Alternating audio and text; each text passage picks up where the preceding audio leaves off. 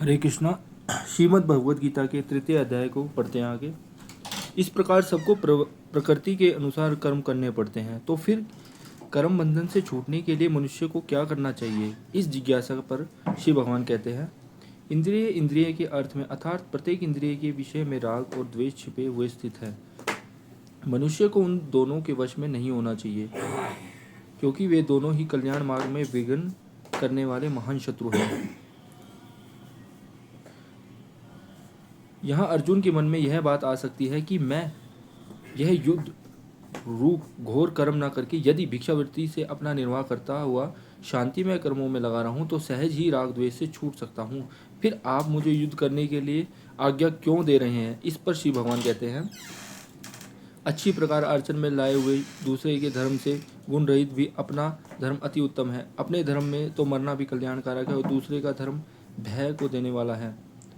मनुष्य का स्वधर्म पालन करने में ही कल्याण है, पर धर्म का सेवन और निषिद्ध कर्मों का आचरण करने में सब प्रकार से हानि है। इस बात को भली भांति समझ लेने के बाद भी मनुष्य अपने इच्छा और विचार और धर्म के विरुद्ध पापाचार में किस कारण प्रवृत्त हो जाते हैं, इस बात के जानने की इच्छा से अर्जुन पूछते हैं।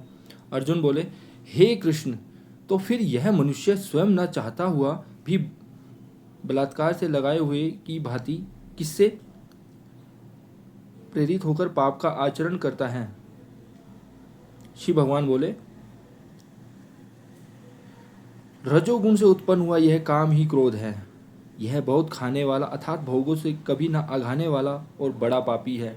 इसको ही तू इस विषय में बैरी जान।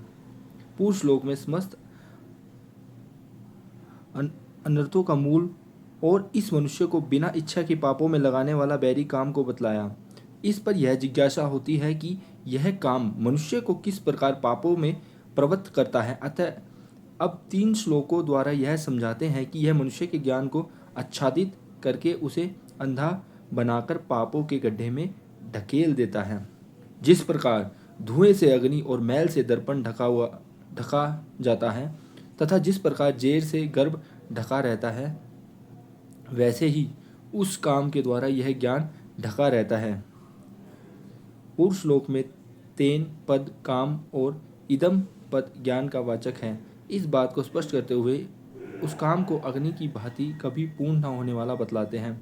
और हे अर्जुन, इस अग्नि के समान कभी न पूर्ण होने वाले काम रूपी ज्ञानियों के नित्य वैरी के द्वारा मनुष्य का ज्ञान ढका हुआ है। इस प्रकार काम के द्वारा ज्ञान को आवृत बतलाकर अब उसे मरने का उपाय बतलाने के उद्देश्य से उसके वासस्थान और उसके द्वारा जीवात्मा के मोहित किए जाने का प्रकार बतलाते हैं।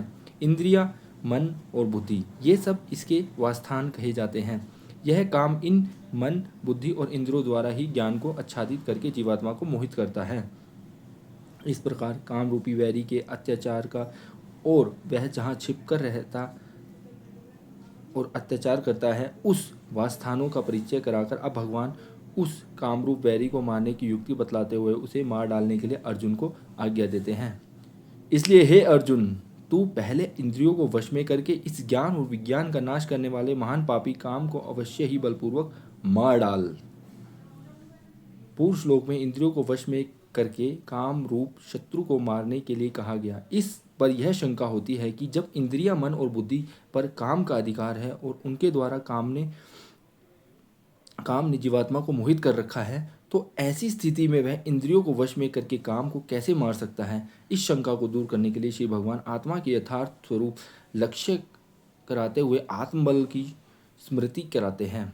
इंद्रियों को स्थूल शरीर से परे यानी श्रेष्ठ, बलवान और सूक्ष्म कहते हैं। इन इंद्रियों से परे मन है, मन से परे बुद्धि है और बुद्धि से भी अत्यंत परे है वह आत्मा। अब भगवान पूर्व श्लोक के वर्णानुसार आत्मा को सर्वश्रेष्ठ समझाकर काम रूपी वैरी को मारने के लिए आज्ञा देते हैं। इस प्रकार बुद्धि से परे अर्थात सूक्ष्म, बलवान और अत्यंत श्रेष्ठ आत्मा को जानकर और बुद्धि के द्वारा मन को वश में करके हे महाबाहो, तू इस काम रूप दुर्जय शत्रु को मार डाल। और अब तृतीय अध्याय समाप्त हुआ। हरे कृष्णा।